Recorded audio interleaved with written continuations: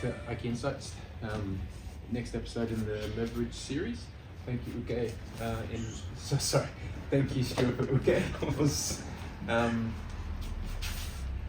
Today, in this episode, I'd like to look at something that came up just today in one of our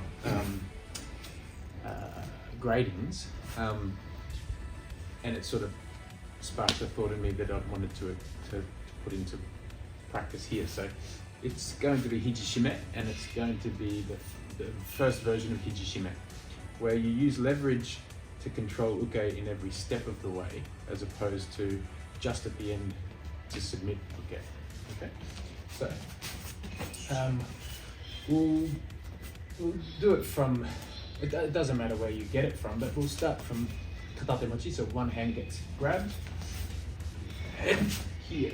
Then use leverage from here first, from our hip, to break posture in this point one. Okay, if we look at it from here, I've come off the line here. I'm going to, if I just try and push him, I can't move him. So I have to use leverage around this angle to break the posture at these points here. One. And I enter with my body through Shumatsu Dosa Ichi. That's the first point of leverage, for one. Then the next part, I have to control the elbow. At this point, I'm cutting down with my body to control the body at this point, because his balance was broken, his posture was broken. But he's going to come up at this point.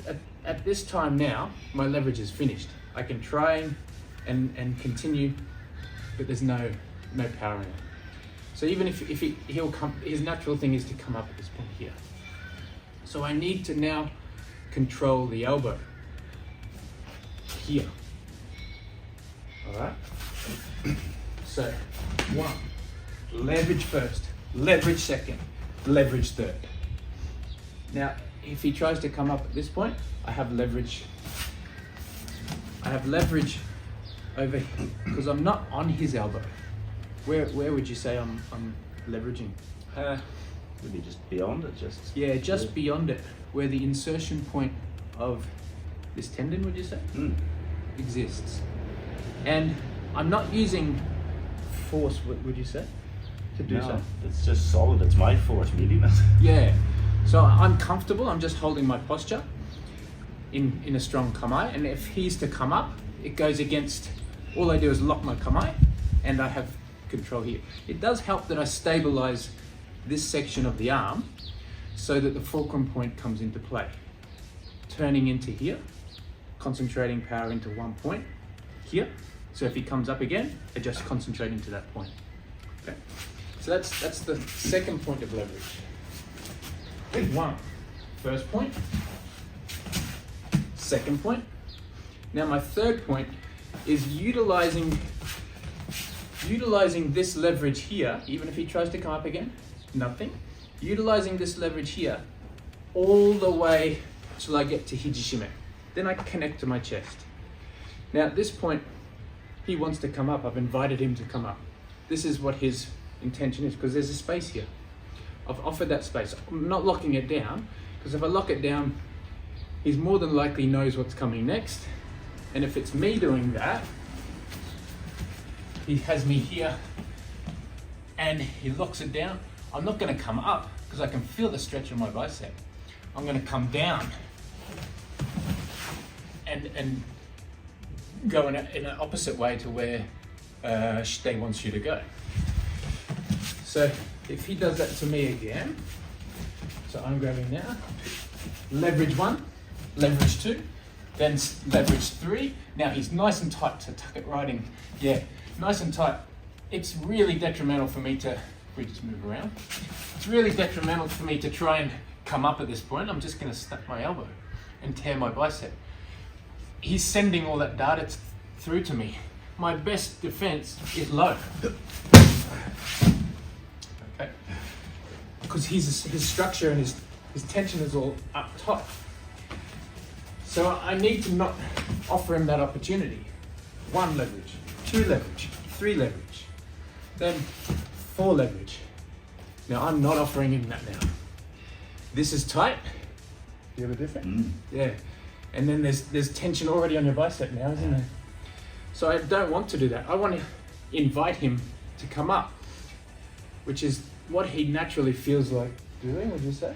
Yeah. So as he starts to come up, I then leverage against it and go into a 90-degree angle, which is contrary to the joint. Because I'm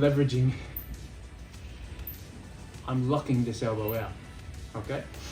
So let's do it again. 1, leverage 1, leverage 2, leverage 3.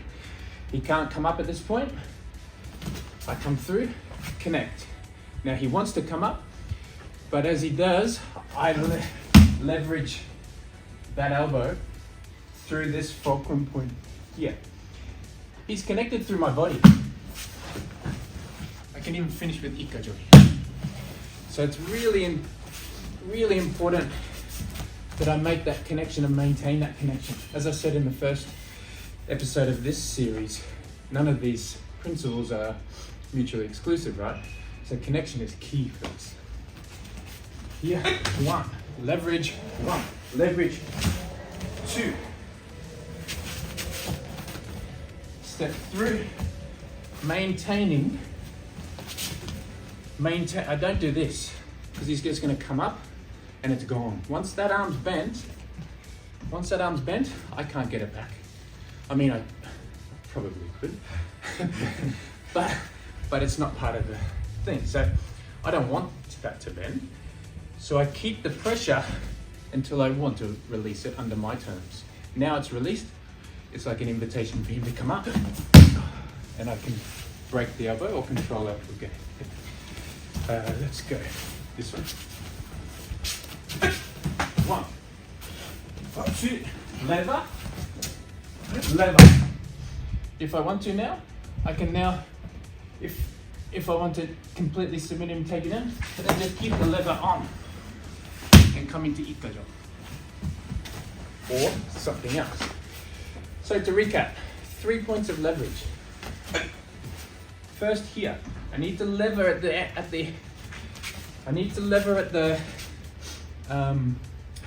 wrist in order to control his whole body. I can't do it through strength. I have to do it through maintaining.